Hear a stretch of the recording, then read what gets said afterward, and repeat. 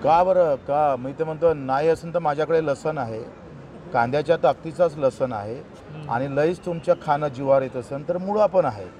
काय गरज आहे एवढं बोंबाबोंब? सरकार नामर्दासारखं वागतं कधी कधी. ही नामर्दांगी आहे. फक्त सत्ता टिकावी म्हणून ग्राहकाचा विचार केला, खाणाऱ्याचा विचार केला, पिकवणाऱ्याचा विचार सरकार का करत नाही? ही नालायक प्रवृत्ती सरकारनं सुधारवली पाहिजे. मी जरी सत्तेमध्ये असेल, NDAमध्ये असेल, तरी शेतकऱ्याच्या बाजूनं हे वक्तव्य मला करावंच लागेल. ते माझं कर्तव्यच आहे. मग भाव वाढले तर हस्तक्षेप करता, भाव कमी झाल्यावर हस्तक्षेप का करत नाही? 200 रुपये क्विंटल मागं तुम्ही पैसे द्यायचे, 1000 क्विंटल मागं त्याचं नुकसान करायचं. नाही खाईन कांदा, लोक मरणार आहे का? मेलं काय कोणी बगर कांदा खाल्ल्यानं? एक तरी उदाहरण आहे काय? तुम्ही मीडियावाले त्याच्यात तेवढे जबाबदार आहे. मार दाखवता कांद्याचे भाव वाढले का? कांद्याचे भाव कमी वाढल्यानंतर तुम्ही काहीच दाखवत नाही.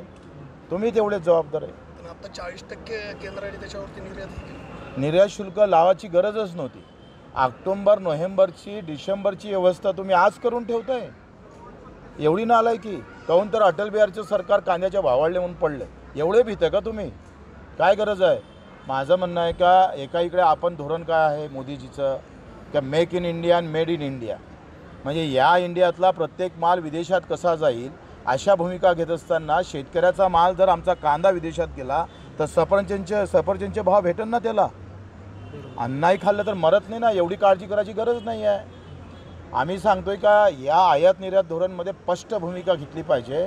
आम्ही एक सीट न मागता NDAला पाठिंबा देऊ ताकदीनं आणि बगर पायात चप्पल न घालता फिरू.